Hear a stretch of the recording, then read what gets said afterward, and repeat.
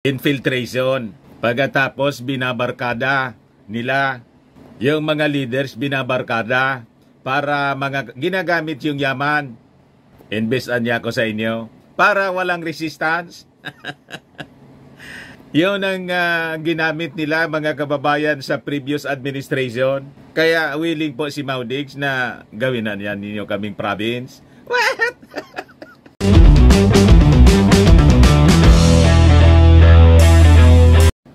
Nagsinungaling ay nagsabi pala yung barkada ni Maudigs, si Xi Jinping, na wala man daw sila mga kababayan na anumang plano na makipag-gira sa alinmang bansa. Maniwala ka man na dyan, Mr. Maravillas. Hindi man talaga po ako naniniwala mga kababayan. Kaya lang, siyempre, nagkwento si Xi Jinping nang makausap po ni US President Joe Biden doon po sa APEC Summit. Yan po mga kababayan ang balita sa Manila Standard. China will not fight a war with any country, sabi po ni President Xi. Kausap po ni Joe Biden. Talaga naman anya, Mr. Maravillas, mga sinungaling yan, mga komunista. Ganon po ba? Double talk po ba? Double talk talaga niya, Mr. Maravillas. Sige ang palakas ng kanilang military at nag-establish pa ng military base sa hindi nila territory. Dito po sa West Philippine Sea. But before ko mga kababayan ibigay sa inyo yung kwento, click subscribe muna dito sa ating YouTube channel and hit the notification bell para lagi po kayong updated sa mga kaganapan dito sa ating bansa, pati sa buong mundo po. Like and share na rin po ninyo ng ating video at huwag na rin po ninyo mga kababayan na skip yung ating mga commercial ads para tuloy-tuloy lang ang pag-unlad ng bagong Pilipinas. O sa mga naghahanap pala po ng malinis at spacious fitness gym, bumisita lang po kayo sa aming Colossal Fitness Gym. We also offer Grab car, rental po with our brand new 2023 model ng Toyota Innova. We also accept booking for those who are planning to travel via PAL and Cebu Pacific at saka bills payment po for Meralco, bills, PLDT, etc. Ang Colossal Fitness Gym po ay matatagpuan sa 3rd floor ng Security Bank Building, Lanco Business Park, Legazpi City, Albay. For your inquiries, look for Jilon Maravillas. Contact number niya po 0966-802-0949.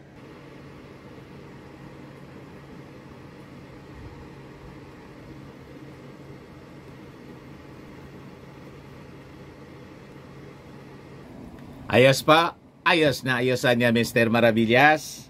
Ito yung sabi ng China mga kababayan na hindi daw sila magsisimula ng anumang conflict, anumang armed conflict with any nation daw.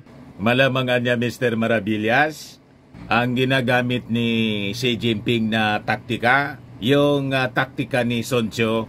Siyempre po, kaori nila po si Sun Tzu. Yung Art of War ni Sun Tzu mga kababayan. So sabi ni Sun Tzu dyan, be extremely subtle anya, even to the point of formlessness. Be extremely mysterious, even to the point of soundlessness. Thereby you can be the director of the opponent's fate. Niloloko lang niya mga kababayan si Joe Biden. Matanda na kasi. Iniisip niya siguro na maniniwala sa kanya si Joe Biden. Isabi po ni Joe Biden, diktador ka niya.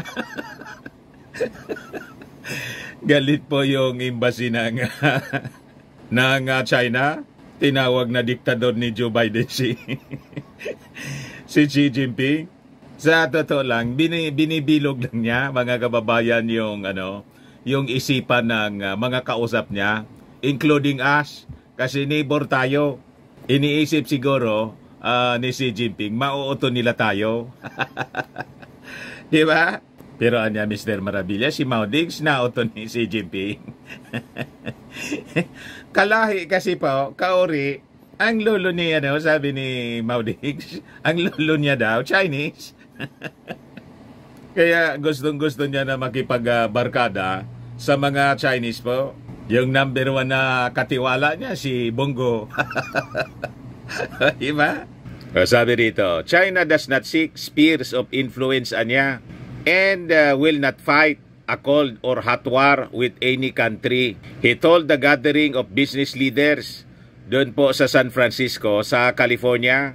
Binubulan niya yung mga negosyanteng Amerikano. Sabi po ni Sun Tzu, the supreme art of war niya is to subdue the enemy without fighting. Yan po, mga kababayan, ang ginagamit nila sa kanilang mga kaaway. Infiltration. Pagkatapos binabarkada nila. Yung mga leaders binabarkada para ginagamit yung yaman. Invest niya ako sa inyo para walang resistance. Yun ang ginamit nila, mga kababayan, sa previous administration. Kaya willing po si Mao Diggs na gawin na yan ninyo kaming province. What? O diba? Tapos yung mga local leaders po, sinusuhulan nila, pinifinance. Kaya nakapaghakot sila ng lupa, mga kababayan, galing dito sa ilang mga provinces sa Pilipinas para gawing panambak doon sa ginawa nilang garrison doon sa West Philippine Sea. Yung lupa galing sa atin. What? You see? Kaya wag na wag tayo, mga kababayan, na pauuto sa mga sinasabi ni Xi Jinping. So sabi niya dito, mga kababayan, ang China niya, the world's second largest economy, has benefited from the US-dominated global order. Nagkinabangan niya kami, adding that good relations between the two countries were vital for both sides. I believe niya that once the door to China-US relations is open, it will not be closed again. Binubulan niya yung matanda, si Joe Biden, para hindi siya pag-isipan ng masama, para makalimutan, mga kababayan, ni Joe Biden yung paniniktik na ginawa nila. Anyway, nagpalipad po ng balloons sa Amerika. Yung Chinese balloons po, remember, several months ago, na kailangan pang gamitan ng missiles para pasabugin. So, sabi dyan sa balita, Biden and Xi agreed at their summit in California to rejuvenate a relationship that has struggled in recent years and to bolster direct communications between the two men. Sabi diyan, Xi said China wanted to continue to improve its ties with Washington and assured his U.S. hosts that his country did not seek confrontation with anyone. Wala man niya kaming plano. Ganon. The great rejuvenation of the Chinese nation cannot be achieved without a peaceful and stable international environment. Sabi ni Xi, we will never revert to the beaten path of war, colonization, plundering, or coercion in pursuing modernization. Narinig niya siguro, Mr. Maravillas, at ininterpret kay Xi Jinping yung broadcast mo. Kasi sabi natin noon dito sa ating programa, sayang lang yung inyong yaman at pagpapagal. Pagkatapos, pag pumasok kayo rito sa amin, siyempre hindi man kami matutulog lang. Makikipaglaban kami sa inyo to defend our country. At siyempre, madya-justify ng Amerika yung gigil sa inyo. May mutual defense treaty sila sa amin dito. Tapos sasaklulo pa yung Japan, sasama yung Australia, pati European countries. O di World War III sayang yung pagpapagal nating lahat. Tapos yung pinag-agawa nating teritoryo, maaabo lang, walang magkikinabang kasi durog-durog yung dagat. Di ba? Nuclear exchange, kahindik-hindik ang sasapitin ng bawat bansa. Kaya nga yung sabi natin, live and let live lang. Kaya tama yung sinasabi po ni Xi Jinping dito na hindi nila hahayaan. Kaya daw hindi sila wala silang plano na makipag-gira sa alinmang bansa. Kung yan talaga yung totoo yung sinasabi po ninyo, sabi ng aming DFA, tanggalin na ninyo yung mga structures na inyong iniligay dyan sa aming territory. Ito yung panawagan po ng Department of Foreign Affairs. DFA to China, remove illegal structures, cease reclamation. Yan po yung ginawa nila dyan. Kung talagang ayaw ninyo ng gulo, di ba? So sabi rito mga kababayan ng DFA, refusing to bow down to China's demands, the Philippines instead asked Beijing to remove its illegal structures sa West Philippine Sea. The DFA issued a strongly worded statement against China in response to the latter's latest incursions in the West Philippine Sea. We call on China to remove all these illegal structures anya at tigilan ninyo yung reclamations and be accountable for the damages caused by these illegal activities. Sabi po ni DFA spokesperson Teresita Daza. According to Daza, China cannot lawfully exercise sovereignty over Ayungin Shoal. Kasi malinaw niya, nasa loob siya ng ating territory. So yun ang challenge kay Xi Jinping. Kung totoo yung kanyang sinasabi na wala silang plano at never nila papasokin yung gera, hindi sila makikipag-gera sa alinmang bansa. So sabi diyan, however, China condemned Biden's description of Xi as a dictator as extremely wrong after the two leaders wrap up a summit in California.